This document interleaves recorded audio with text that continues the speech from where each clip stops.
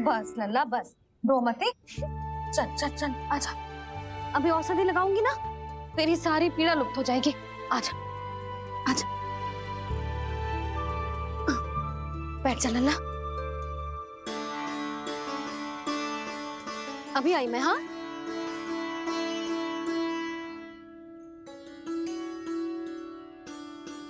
मैया। अरे तो अभी तक रो है? क्या कह रही थी सारी गोपियां, बता। के मेरा लल्ला श्री नारायण का अवतार है, दिव्य है, भगवान है। और जो भगवान इतनी छोटी सी चोट पे रोते हैं क्या? इतनी तो लगी भी ना है तुझे जितना तो तू आ ऊ कर रो है।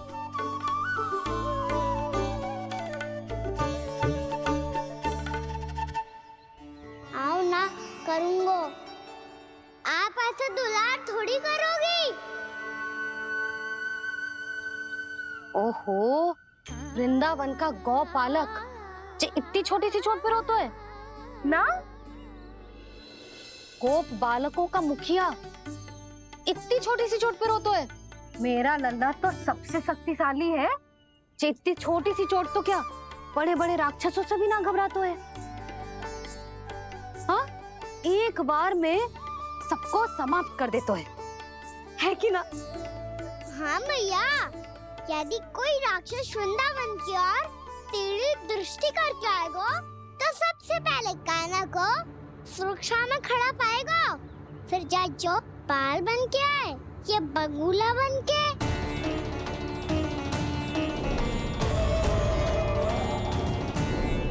ना लल्ला, सोचो भी मती, वृंदावन की सुरक्षा करना तेरा दायित्व ना है। तुझे और कोई संकट का सामना करने की आवश्यकता ना है।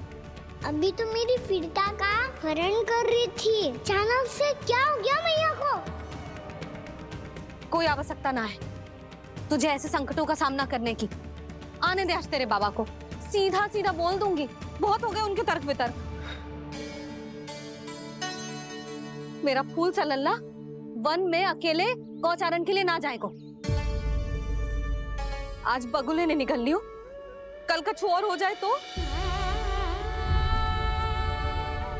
नारायण ना करे, कहीं कछु ऊंच नीच तुझे कछु हो जाए तो?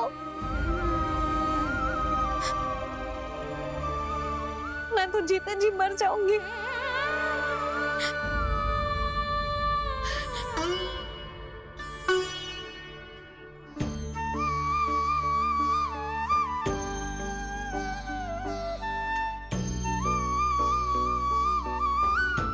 मेरी लल्ला की वीर मैया इतनी सी बात तो रोती है क्या? क्या करूं कान्हा, तुझे ऐसे बार बार संकट के मुंह में जाते हुए ना देख सकती मैं। तो फिर मैया मैं वचन देता हूँ, आज के बाद मैं गौचारण के लिए तभी जाऊंगा जब आप आज्ञा दोगी। पक्का? छल ना करेगा ना मेरे साथ? मैंने कब छल करो मैया? अच्छा ठीक है, ना करूँ छल। यदि आपसे पूछे बिना बाहर निकलो तो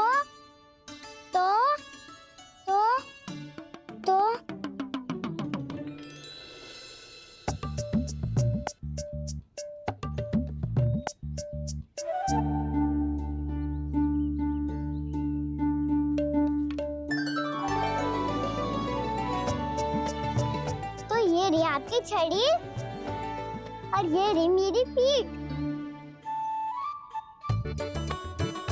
ठीक, देना तापर तोड़। ठीक है, जब तूने अपना दंड निर्धारित कर ही लियो है तो सोच ले, अब अगर तूने मेरी बात ना मानी तो तोड़ तोड़ छड़ी पड़ेगी। समझ आई?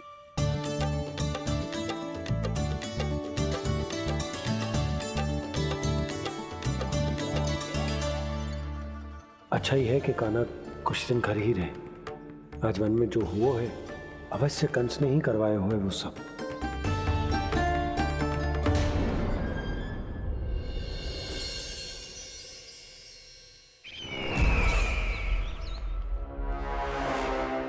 आपका ये धनुष तो सबसे अधिक शक्तिशाली था महाराज, ये कैसे टूट गया? कहीं ये बकासुर की पराजय का संकेत तो?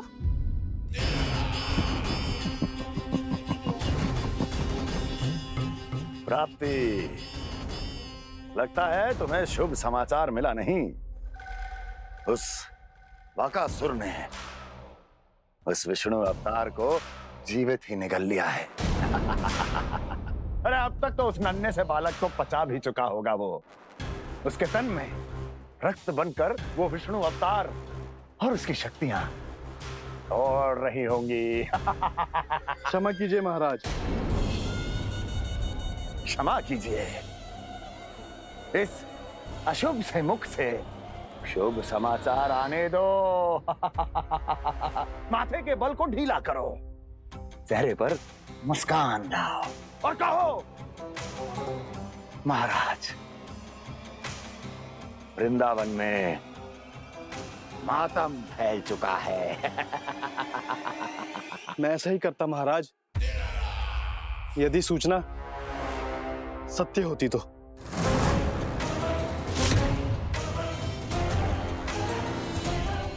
कहना क्या चाहते हो? एक क्षण में सूचना उगलो, अन्यथा मेरा योद्धा बकासुर विष्णु अवतार की तरह तुम्हें भी जीवित निकल जाएगा। आने दो। बकासुर मारा गया महाराज, बकासुर मारा गया महाराज, बकासुर मारा गया। बकासुर मर चुका है? असंभव। असंभव। बकासुर ने उस बालक को निगल तो लिया था, पर उसकी सुरक्षा करने के लिए सभी देवता वहां प्रकट हो गए, पर फिर भी कोई बकासुर का सामना नहीं कर पाया। और फिर क्या हुआ? वो बालक स्वयं ही बकासुर के उदर से बाहर आ गया और उसकी चोंच तोड़कर उसकी हत्या कर दी।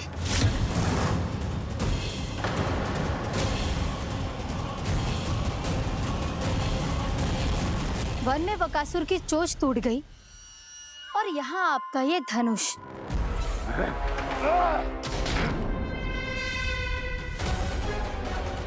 केवल नहीं टूटा तो आपका ये भ्रम महाराज। क्षमा कीजिएगा महाराज, आपका भ्रम टूटना आवश्यक है।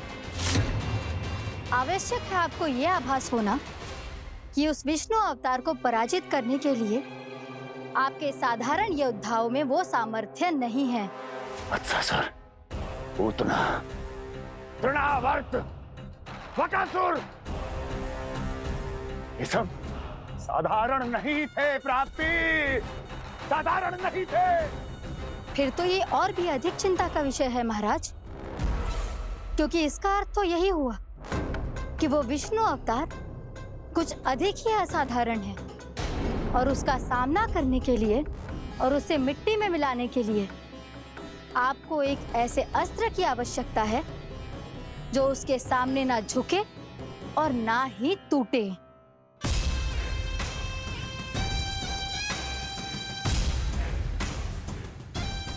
तो फिर मैं ऐसा ही असतर ढूंढूंगा, चाहे आकाश पाताल एक क्यों ना करना पड़े मुझे, 10 दिशाएं 14 भुवन क्यों ना नापने पड़े मुझे।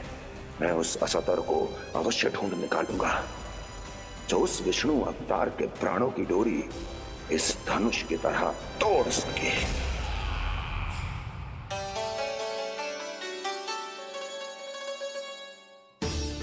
साइंस पापा ने मैया को वचन दिया है कि जब तक नहीं चाहेंगी मैं वन नहीं जाऊंगा, इसलिए आप मुझे मारने के लिए कोई शक्तिशाली असुर ढूंढने में व्यस्त रहो।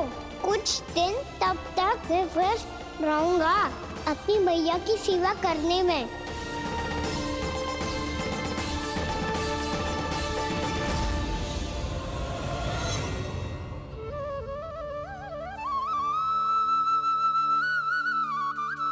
लो मैया, तुलसी जी को चढ़ाने के लिए जल।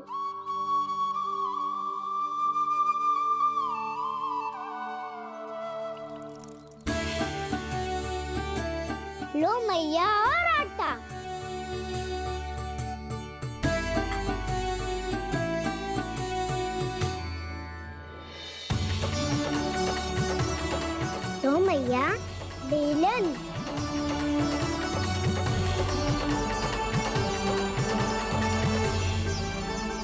ले तनिक खा ले। ओ मैया, भूख ना लगी है। बिना भूख के खाने से क्या लाभ? और तेरा जब पेट तो कह रहा है कि उसे भोजन चाहिए। और लाभ कैसे ना है लल्ला? भोजन का लाभ है ना, तन को पोषण मिलेगो, स्वास्थ्य बनेगो, जे तेरी भुजाओं में शक्ति आ जाएगी ताऊ के जैसी, ताऊ से भी अधिक। तेरे जे केस भी लंबे हो जाएंगे। सच्ची मैया? सच्ची, माप के देख लियो नित्य दिन। तनिक खा।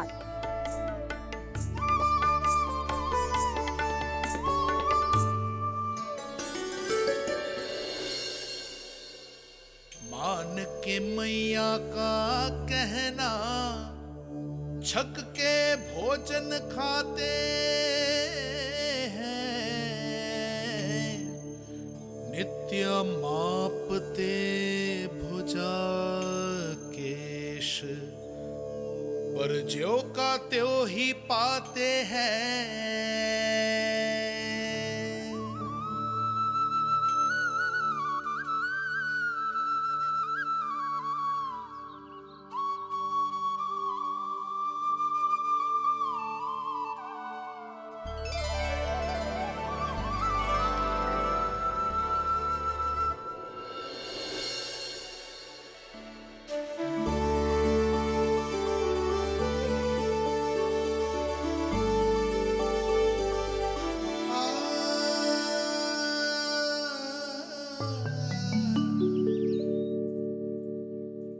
ले लल्ला, फल खा ले। ना, मुझे ना खाने फल वल। क्यों? लंबे केस और शक्तिशाली भुजाएं ना चाहिए? व्यर्थ है ये सब। पिछले 10 दिनों से देख रहा हूँ, ना केस लंबे हुए हैं, ना भुजाएं शक्तिशाली बनी है। 10 दिन में का चुनाव होने वाला। 10 सप्ताह ऐसे खाएगो ना, तब जाके कुछ बदलाव दिखेगो। समझ आई? चल अब खा ले। वैसे भी मुझे बहुत सारी तैयारियां करनी है आज। इसीलिए मैया, एकादशी के व्रत के लिए लल्ला। सुनो जी, सारी सामग्री आ गई? हाँ, तुमने जो कही थी सब ले आए हूँ।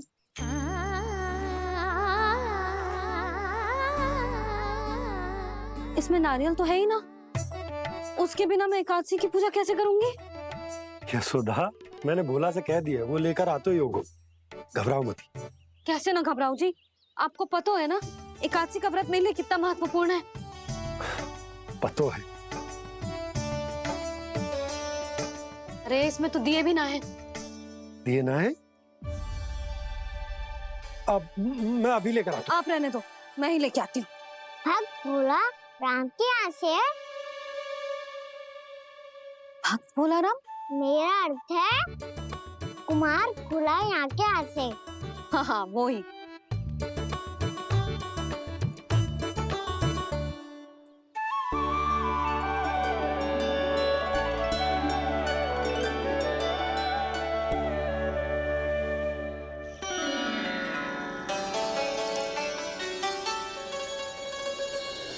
श्री हरि, श्री हरि, मेरे श्री हरि।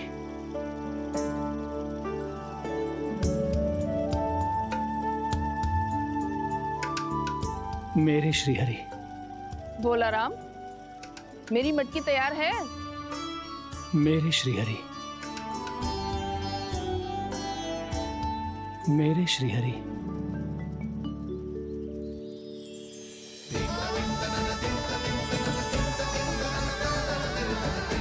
भोला राम,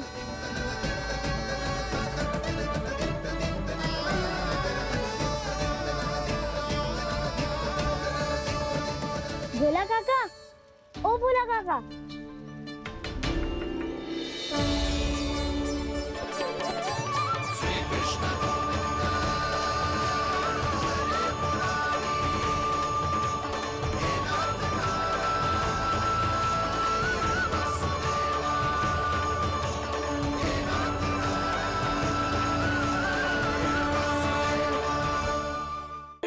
श्री हरि प्रसन्न हो गए।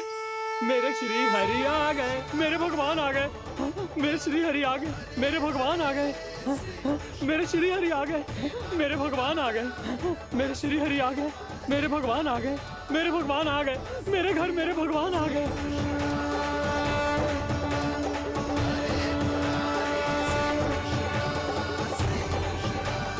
मेरे घर आ गए, मेरे श्री हरि आ गए, हाँ मेरे श्री हरि आ गए। जे तो बावले थे ही, अब बालकन को भी साथ में मिला लिए। उज्जवल क्या कर रहा है? अरे ठहर जा बोला।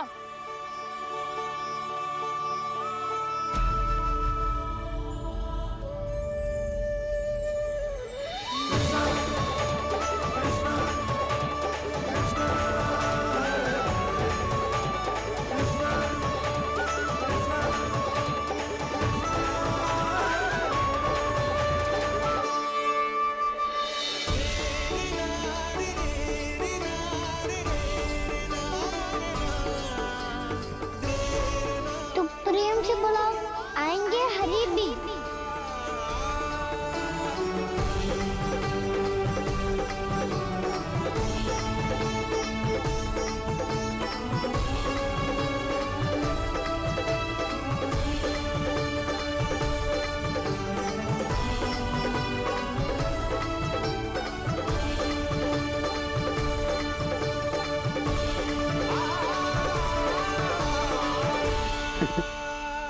क्या वो गाना?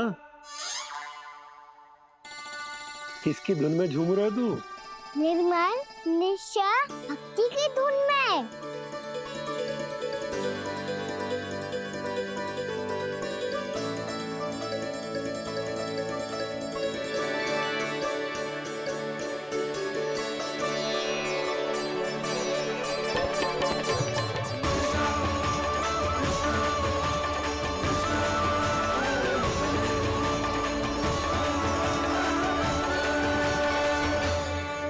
अरे क्या हो गया इन्हें?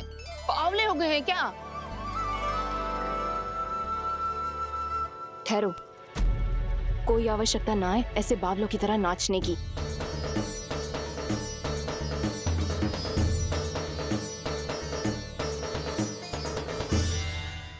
जे बावले ना है मौसी, भक्ति में रम गए। बस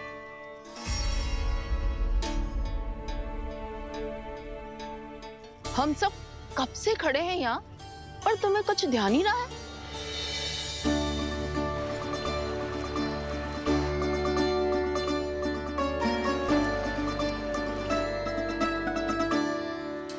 नाच गाने में ऐसे मगन हुए कि हमें देखा भी ना। मुझे नाचते हुए देख मेरे श्री हरि को इतना आनंद आ रहा था कि मैं अपने आप को रोक नहीं सका। और वैसे भी मेरे जन्म का एकमात्र उद्देश्य है श्री हरि की सेवा करना, श्री हरि को प्रसन्न करना। तुम बावले हो भोलाराम, या हमें बावला बना रहे हो? श्री हरि और तुम्हें देख रहे हैं? हाँ, अभी वो यहीं थे, देख रहे थे। भोला काका, आपने भी ना अति कर दी अब। हमें भी बताओ तनी, कहाँ थे श्री हरि?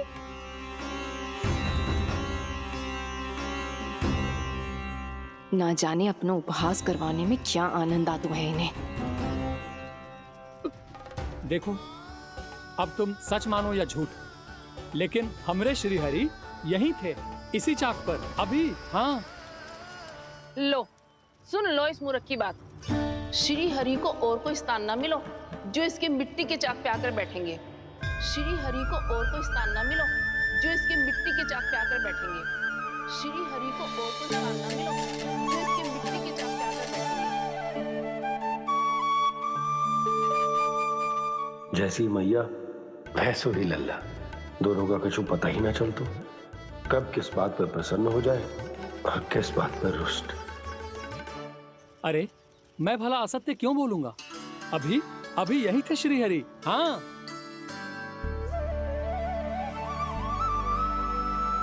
हाँ, जैसे श्री हरि को तो कोई कार्य है ही ना।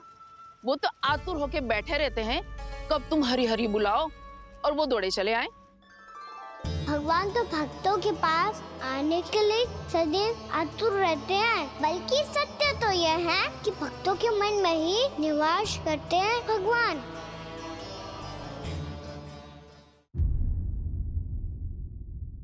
क्या बहुत पीड़ा हो रही है मैया। हाँ नन्ना, तू घर चल, मैं तुझे औषधि लगा दूंगी। हल्दी का लेप लगाऊंगी ना, झट से ठीक हो जाएगा। चल चल।